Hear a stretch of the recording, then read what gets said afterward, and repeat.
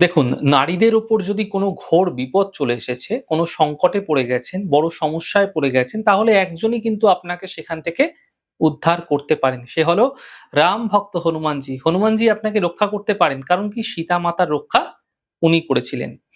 আমি একটা ছোট্ট উপায় আমি আপনাদের বলছি। এই উপায়টি করুন, ভীষণ ভালো ফলাফল পাবেন। হনুমানজি আপনাদের সকল কষ্ট থেকে মুক্তি দেবেন। আপনি পুরুষ হন, নারী হন, মহিলা হন, যেই হন না কেন, মঙ্গলবার দিন একটা তামার আংটি নিয়ে নেবেন এবং তার সঙ্গে একটা জবা ফুলের মালা, তুলসী পাতা কয়েকটা তার সঙ্গে নিয়ে নেবেন।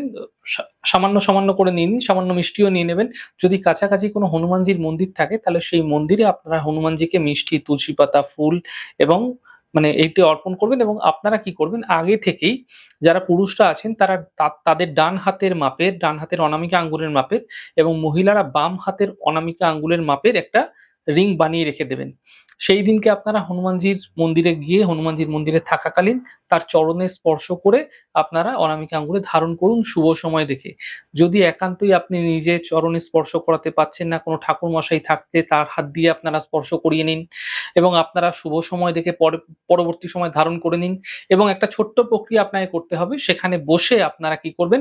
এক মালা অর্থাৎ ১০৮ বার একটি ছোট্ট মন্ত্রের পাঠ করে নেবেন।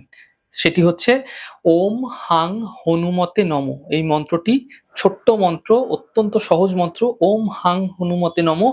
এই মন্ত্রের পাঠ এক মালা ১০৮ বার করজপ, মালায় জপ যেভাবেই হোক আপনারা জপ করে নিন সেদিনকে। যদি একান্তই মন্দির না পাচ্ছেন তাহলে আপনি আপনার গৃহে এই উপায় করতে পারেন। ধরুন আপনার কাছাকাছি কোনো মন্দির নেই সেক্ষেত্রে করুন। নচেৎ কাছাকাছি কোনো মন্দির থাকলে সেখানে গিয়ে করুন। বিশেষ প্রাপ্তি ঘটবে আপনি দেখতে পাবেন। এই ছোট্ট প্রক্রিয়া করে দেখুন আপনারা বড় থেকে বড় বিপদের যে সময় আপনার জীবনে চলছে, বিভিন্ন ধরনের ঝঞ্ঝাট চলে আসছে জীবনে।